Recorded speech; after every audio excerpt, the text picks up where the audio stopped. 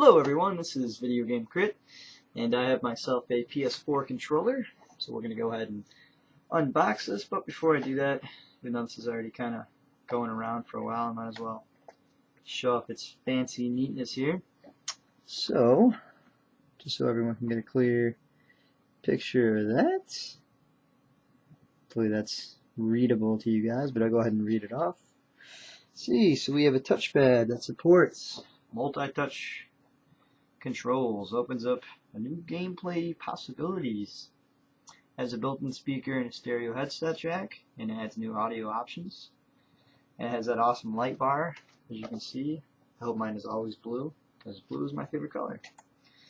Nevertheless, let's go ahead and open this. Oh yeah, don't forget the cool clicky touchpad thing. So I'm probably going to open this completely wrong, which is kind of a bad thing, because, I don't know, what if I have to return it or something, you know? Oh, man, I kind of just feel like ripping this open.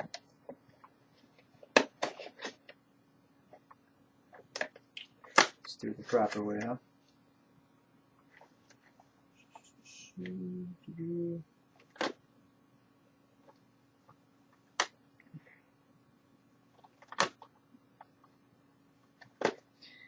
Wow, this is a pain in the ass.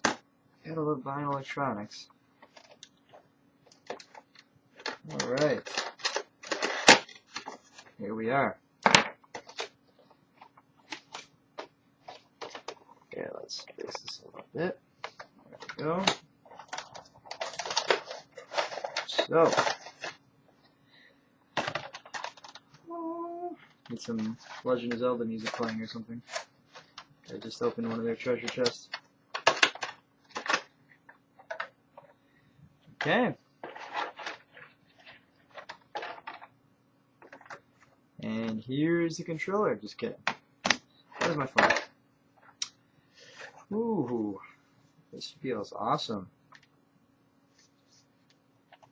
As you can see, got that new touchpad there. Feels pretty nice. Let's see if I have my Vita around here. Maybe I can compare that real quick. Oh, it's got to be around here somewhere. There we are.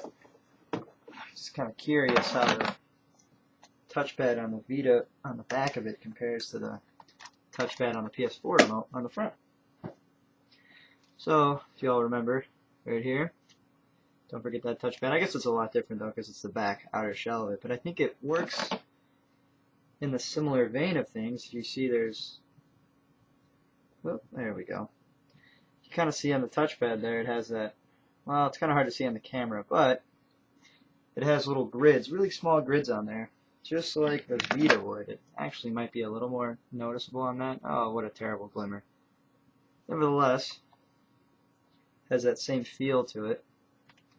Even though I don't use the Vita one too much, I bet you since it's actually in the front and you can see it, that it's going to be a lot cooler to use. Not sure if I'm a fan of the triggers yet, but it's definitely a lot better than the PS3 triggers. Those were terrible. A lot more responsive. Really like the analog sticks. Definitely by far my favorite controller is the 360 controller, but this is great. I think I'll just have to play some games with it to really get a good feel for it. But right now, as it stands, this is a really good, impressive controller. See, you got the audio jacks down there. Don't forget that's kind of a big deal because PS3 did not have that in the past. You also got the Sony button there. And as you can see, this, the controller itself's wider. I guess I would say it's a tad bigger. Here, let's compare it to the old one here real quick. So I mean, if that gives you an idea. I mean, the analog sticks are farther apart, I would say. They're a little smaller, but in a good way. And let's see what else here is a little different.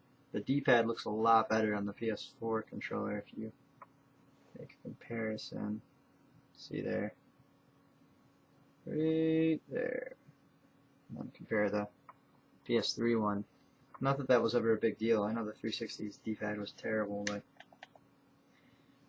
And yeah, we got the light bar here, which is supposed to change colors when you, you know, I mean, I think it's kind of cool. It'll probably come in handy quite a bit. If, you know, if you have a party of people over and you have 4 controllers on a who's who's, that's kind of a cool idea, I think.